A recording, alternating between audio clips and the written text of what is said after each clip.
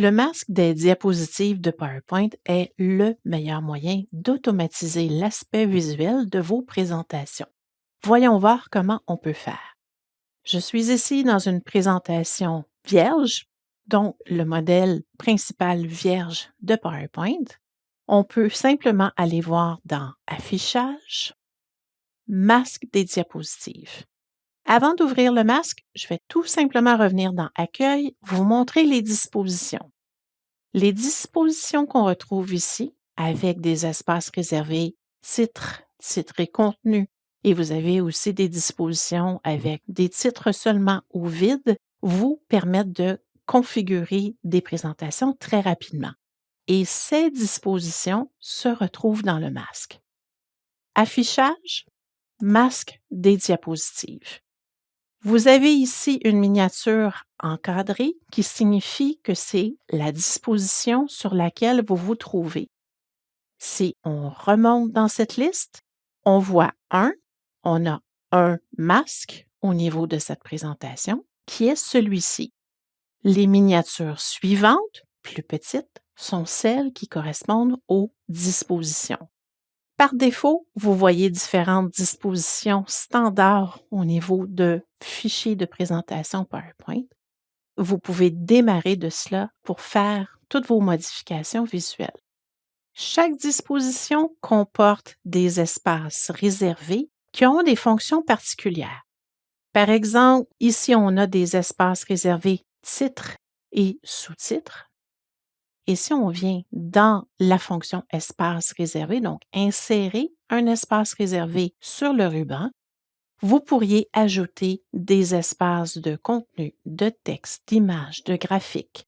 Pour vous montrer comment cela fonctionne, je vais aussi vous montrer comment on peut insérer une nouvelle disposition.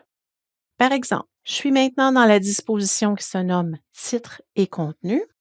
On peut insérer une nouvelle disposition. Par défaut, on aura un titre déjà inséré et je peux venir dans Espace réservé.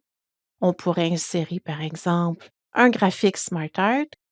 La façon de le créer, on clique gauche et on insère. On peut utiliser les repères pointillés rouges pour nous permettre de vérifier l'alignement. Et on voit maintenant graphique SmartArt. Cette disposition est maintenant nommée par défaut disposition personnalisée. Si je fais un clic droit, je peux la renommer et on pourrait tout simplement la renommer avec graphique.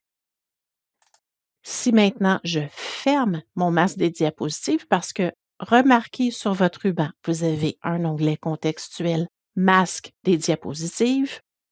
Donc, on peut insérer des dispositions, insérer un espace réservé, s'assurer qu'on a la fonction titre et pied de page. On peut modifier les couleurs, la police. Si on ferme, on revient en mode édition. Vous ne semblez pas avoir fait de changement, mais si vous venez par exemple dans Nouvelle diapositive, remarquez maintenant, vous allez avoir au même endroit, ou plutôt dans la même séquence, une disposition graphique. J'ai maintenant ma disposition graphique. Il suffit d'entrer mon titre et de cliquer l'icône pour entrer un SmartArt. Voyez comment votre tâche de conception s'en trouve facilitée en plus d'être uniformisée. Afin de voir un exemple qui est davantage personnalisé, je vais vous montrer un deuxième fichier PowerPoint qui a été démarré à partir d'un des modèles fournis. Donc, si on vient dans Fichier, dans Nouveau, ou lorsqu'il a été utilisé, son nom est Présentation élégante et classique à la fois. On revient en arrière. On voit ici qu'on a différentes diapositives d'exemple, mais si on vient dans Affichage, Masque des diapositives, vous voyez maintenant une liste de différentes diapositives, ou plutôt différentes dispositions, qui ont été configurées pour les besoins. Et chacune porte son nom. Si je fais maintenant clic droit et je fais renommer, vous voyez que celle-ci se nomme Merci et ainsi de suite.